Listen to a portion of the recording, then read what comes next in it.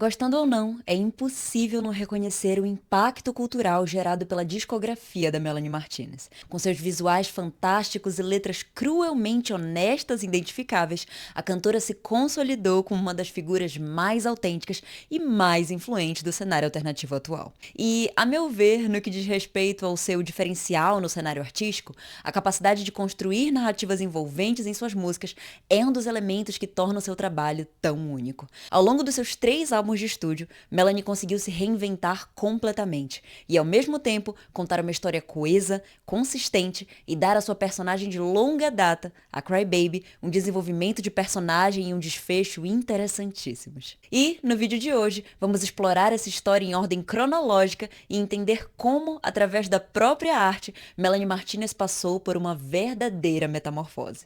Partindo da ideia de que o objeto da nossa análise diz respeito à contação de uma história, julgo ser interessante conhecermos quais exatamente são os critérios que fazem uma história ser boa. Recentemente, na faculdade, e para quem não sabe, eu estudo cinema, iniciei uma disciplina chamada Dramaturgia, a qual estuda as especificidades do texto teatral. Não entrarei em muitos detalhes acerca de tudo que engloba a disciplina, mas na unidade de estudo de personagem, deparei-me com uma teoria narrativa muito intrigante e amplamente reproduzida por incontáveis diretores e autores ao redor do mundo. Ela pertence ao escritor, antropólogo e mitologista Joseph Campbell, em cuja obra O Herói de Mil Faces, de 1949, empregou pela primeira vez o termo monomito. O monomito conceitua a ideia de que, a partir da identificação de inúmeras semelhanças nas narrativas de diferentes mitos, seria possível estabelecer um esquema de fases pelas quais os seus heróis universalmente passariam ao longo da sua jornada. Por mais que possuíssem as particularidades das suas culturas, as figuras míticas constituiriam as inúmeras faces de uma mesma matéria-prima, de um mesmo arquétipo, de um mesmo herói. E falando em arquétipos, Campbell inclusive teve fortes influências de psicanalistas como Carl Jung, responsável por agregar os arquétipos a discussões psicológicas, e, é claro, o principal nome da psicanálise, Sigmund Freud, com a sua teoria do inconsciente. Em seus estudos, Jung classificou os mitos como fenômenos psíquicos responsáveis por auxiliar na evolução da maturidade e do desenvolvimento psicológico, sobretudo num processo denominado individuação. Segundo a autora e professora Danielle Henriques, o processo de individuação ocorre na união de conteúdos do inconsciente com a personalidade consciente, formando a personalidade verdadeira. O conteúdo inconsciente pode se tornar consciente e os mitos auxiliam nesse processo de exploração do inconsciente. Tendo em vista a identificação desses padrões, Campbell desenvolveu a teoria do herói, dividida em 3 etapas: a partida, a iniciação e o regresso, dentro das quais o protagonista passa por inúmeros estágios enquanto é submetido a uma jornada cíclica e transformadora. E, ao longo da nossa discussão, essa teoria será usada como base para compreendermos a teoria narrativa que sustenta a jornada heróica de Melanie em seus 3 discos, como cada um deles representa cada uma das 3 etapas da jornada do herói e como a cantora permite que eles conversem de maneira tão coerente entre si. Bom, sem mais delongas, comecemos com o primeiro álbum, o Crybaby. Lançado em 2015, Crybaby foi o primeiro álbum de estúdio de Melanie Martinez, cujo sucesso estrondoso foi o responsável por projetar a cantora internacionalmente e por integrá-la ao imaginário de inúmeros jovens da época. Você que, assim como eu, era adolescente em 2015 e 2016, deve saber muito bem disso. O álbum contém músicas com títulos que remetem ao universo infantil, como Carrossel, Casa de Bonecas e o próprio nome do álbum, Bebê Chorona. Em entrevista, Melanie expressou a intenção de ressignificar o antigo apelido maldoso empregado na época da escola, por ela ser emotiva demais. Sua voz doce e os sons de brinquedos ouvidos durante as músicas, aliado ao visual composto por tons pastéis, brinquedos e roupas de boneca vintage dos anos 50 e 60, compunham uma estética contrastante com a bizarrice e o surrealismo concedido pelos efeitos especiais e pelas letras adultas, ácidas e brutalmente críticas. É possível perceber um grande apelo visual. Todas as músicas do álbum possuem videoclipes e a própria Melanie afirmou ser difícil para ela escrever uma música sem visualizar o clipe na sua mente, porque a sua intenção é fazer as pessoas se sentirem imersas no mundo da Crybaby e a construção cenográfica contribui para isso. Porém, de maneira simultânea, também constatamos uma grande preocupação com a mensagem do conteúdo dessas músicas. E que conteúdo é esse, Laura? Vamos lá. O Cry Baby corresponderia à primeira etapa da jornada do herói de Campbell, a partida. Temos a apresentação da protagonista, do seu entorno desestruturado e como ela reage a ele. Nas letras das músicas Dollhouse e Sippy Cup, vemos o quão problemático é o seu ambiente familiar. Em Piripari, testemunhamos a solidão, a decadência e a evasão das suas emoções. E, em Cry Baby, música que dá nome ao álbum e à sua própria personagem principal, a presenciamos moldar a sua identidade a partir de toda essa tristeza. Você está sozinha e perdeu todos os seus amigos. Você diz a si mesma que não é você, são eles. Você é um tipo único e ninguém entende. Eu sei que você é melhor do que todo mundo. Durante toda a sua vida, a Cry Baby é julgada por ser emotiva demais. E em dado momento, ela compreende as contradições do seu meio ainda sob uma perspectiva individualista, pessimista e até me arrisco a dizer meio conformista. Em músicas como Carousel, Training Wheels e Teddy Bear, ela conta sua experiência com relacionamentos abusivos e tóxicos de forma autoconsciente, como se ela soubesse o quanto eles são ruins, mas idealizada, pois se mostra presa, submetida e devota a eles. E pode parecer que eu tô julgando a Cry Baby por isso, mas o fato dela lidar com os problemas assim é totalmente compreensível. Essa posição vulnerável ocupada por ela em seus relacionamentos abusivos nada mais é do que uma projeção de um ambiente familiar tão abusivo quanto. Aquilo é tudo que ela conhece e ninguém nunca ensinou a reagir de outra forma. Em Alphabet Boy, ela mostra a sua revolta às tentativas de um cara metido a sabichão de diminuí-la intelectualmente. E aqui eu já noto um amadurecimento, porque em momento algum ela se diminui pro cara, como nas outras músicas, ela consegue perceber que ele não passa de um prepotente. Mrs. Potato Head fala sobre pressão estética, sobre como um fenômeno social afeta não só a Cry Baby, como todas as mulheres. Aqui eu também vejo o início de uma visão de mundo um pouco mais ampla e menos voltada para si. E por fim, temos Mad Hatter, música na qual Cry Baby não só aceita a sua loucura, como também a exalta e a abraça. Todas as melhores pessoas são loucas, ela fala. E, de novo, ressalto que ainda há um pensamento imaturo e idealizado sobre a sua condição, talvez até usado como uma espécie de mecanismo de defesa. Você é melhor do que eles. Eles são o problema e não você. Você é louca, mas as melhores pessoas são. E por aí vai. Porém, chega a etapa da iniciação, quando o herói precisa deixar o seu local de origem e embarcar em sua jornada rumo ao desconhecido. E, no caso da nossa heroína Cry Baby, tal momento amedrontador se materializa na necessidade de ir para a escola. Agora falaremos sobre o K-12. Em 2019, 4 anos depois do lançamento do seu primeiro álbum, Melanie Martinez retorna ao mesmo programa de entrevista que frequentara anos atrás, dessa vez com o propósito de divulgar o seu mais novo e mais ousado projeto até então. Na entrevista, nota-se, em comparação à anterior, uma Melanie bem mais confiante, segura e conectada com a sua arte e fãs. E tais aspectos conversam perfeitamente com a nova etapa da entrada em sua narrativa.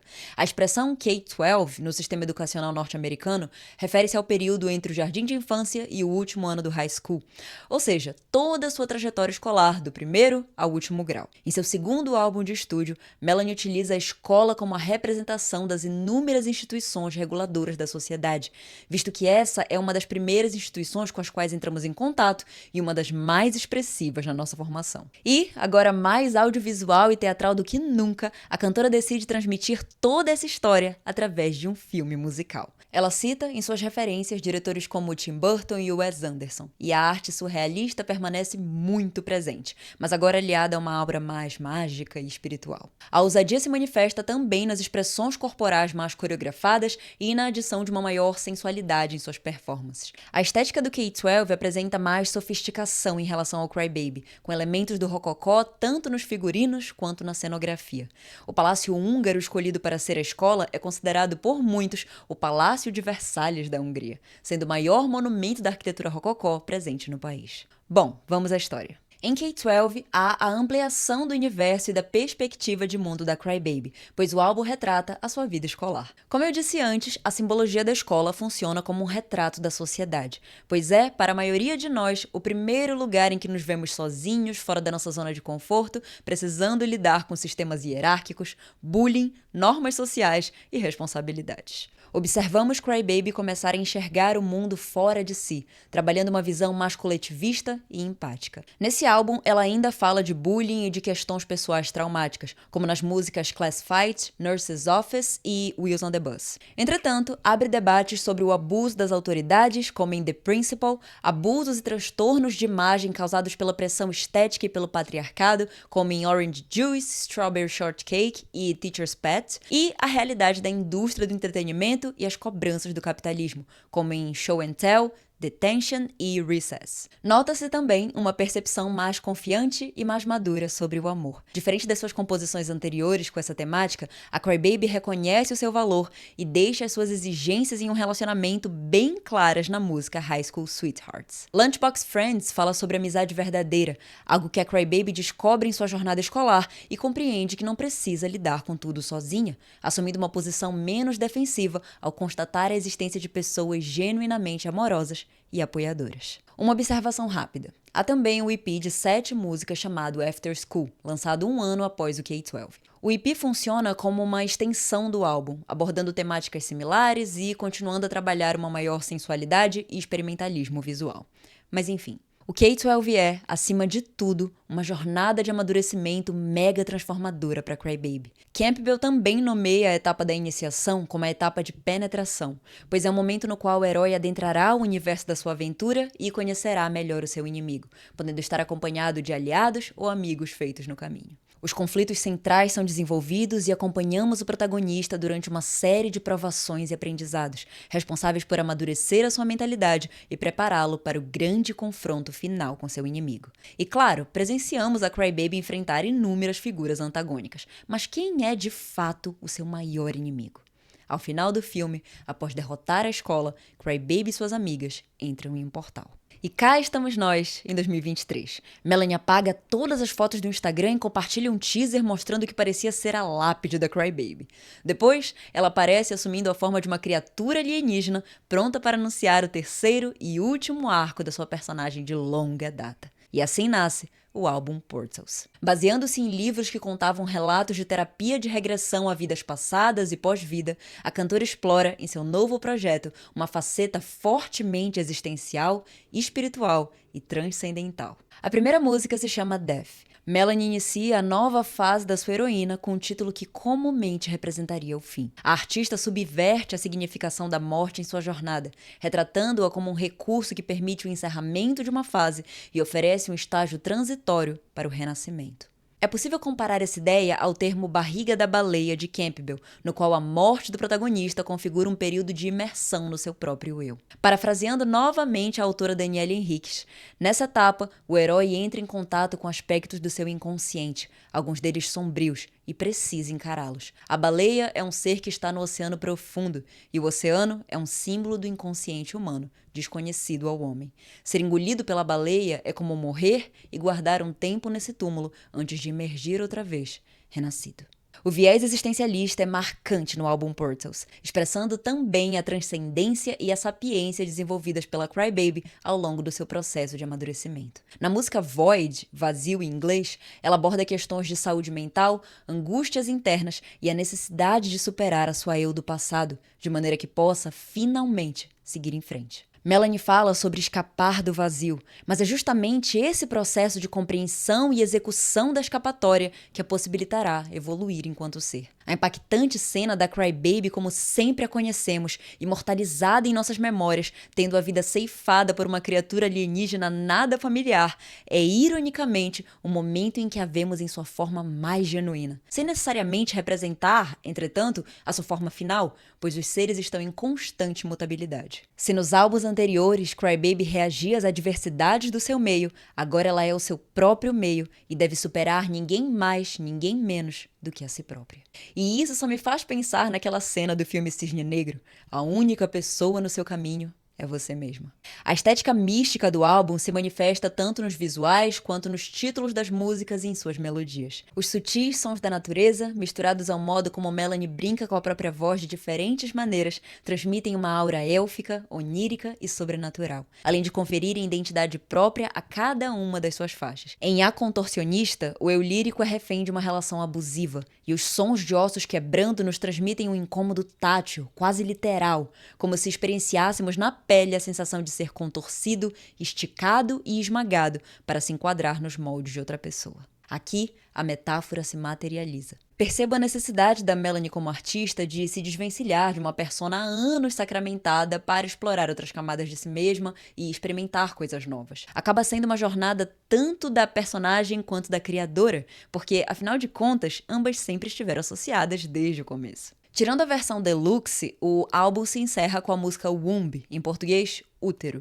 mostrando a personagem pronta para voltar à vida e recomeçar um processo que o próprio Campbell definia como cíclico. E esse é o seu regresso, o instante no qual a heroína sai da barriga da baleia e emerge como uma nova pessoa provida das memórias e dos ensinamentos adquiridos ao longo de todo o processo. Assim, a Crybaby encerra a sua jornada do herói. E, como no mundo real a vida continua após os créditos, Melanie Martinez está pronta para se transformar, redescobrir e passar por quantas outras metamorfoses quiser. E como fã, eu realmente espero que sejam muitas. Oi, eu sou a Laura e espero de verdade que você tenha gostado desse vídeo. Agora temos uma página de membros onde eu postarei conteúdo exclusivo. E caso seja do seu interesse assinar, será de grande ajuda para o meu canal.